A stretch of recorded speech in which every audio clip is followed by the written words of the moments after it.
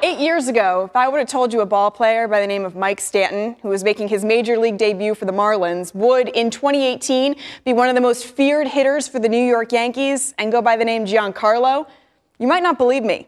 But that's exactly what happened. 8 years later, Stanton is making his Subway Series debut as one of the most successful hitters, specifically against the New York Mets.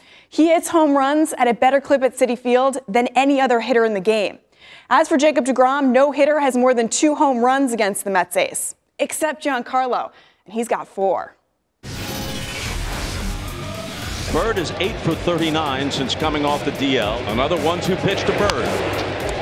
Is hit hard. It's gloved by Gonzalez. He whirls and throws to second and turns it into a nifty double play. Aaron Judge is in right field tonight for the Yankees. As he was erased on that double play, it looked like he jammed either his hand or his wrist. It's a lot of weight to support by your hand. So now Tanaka goes to work to Brandon Nimmo, the left fielder. He lifts one high and deep to right. Judge looking up, but it's gone. The Mets have not been giving Jacob deGrom any run support. Here they waste no time. On a motley collection of things, the bases are loaded. Judge has walked and hit into a double play. Another fastball. A fly ball to right. Bruce toward the line, makes the catch. It's Tanaka tagging, heading for the plate, and he scores.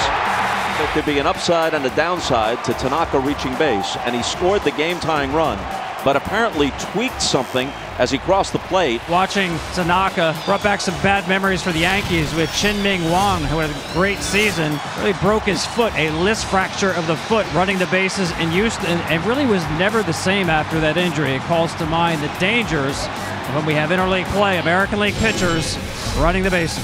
deGrom's spot comes up second in the bottom of the 8th. We'll see what the circumstances are and what Callaway decides to do. Gardner gets into one, drives it to right. Back goes Bruce. He turns and it's gone. It's guys like Gardner who are apt to give someone with deGrom's stuff some trouble. This team has a knack getting enough out of starters. One swing, one mistake's all we need, and this lineup's been able to do it. And driving it to left, down the line, in the corner, question of fair or foul, and it's a fair ball and a home run. But no sooner do we mention his lofty home run percentage in this ballpark than he raises it a notch. And now Jay Bruce represents the last chance for the Mets. Swings on the first pitch, lofts it to right center field. Judge is there, so is Gardner. Judge for the catch that puts a finish to it. So the Yankees win it 4-1.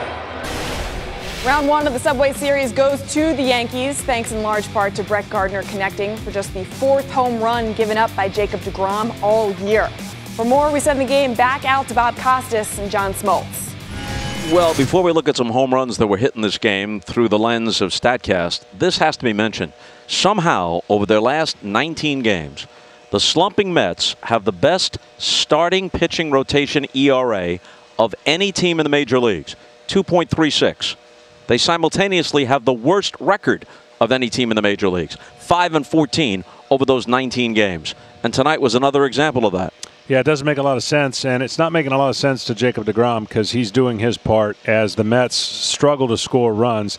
They really only got the lone home run out of Nimmo, and when you talk about StatCast powered by AWS, this is the one shining moment. And they get the home run, they get the 1-run lead, and you think, well, just maybe it might hold up. You see the exit velocity and you see the distance, but unfortunately it didn't hold up. And the Yankees once again proved that the length of their lineup gives a pitcher more headaches in the 8th inning on a changeup. He didn't hit it super far, he didn't hit it super hard, but it was timely. As you see the distance it went, and of course the exit velocity, and then Mr. Stanton, who they might want to call Mr. Met, killer in this ballpark. He has hit a ton of home runs, and this one not up there in the exit velocity, probably the lowest he's hit in the StatCast era, but again just good enough to get over the wall, and the Yankees keep rolling. His 22nd home run at Citi Field in fewer than 200 at-bats in this ballpark. The first 21 as a Marlin. This is his first one as a Yankee, the first game he's played as a Yankee at Citi Field. The Mets have now lost 7 in a row. The Yankees continue to roll along in first place by half a game now in the American League East, and they take game 1 of the 6 games they'll play, 3 at Citi Field and 3 later in the year at Yankee Stadium against the Mets.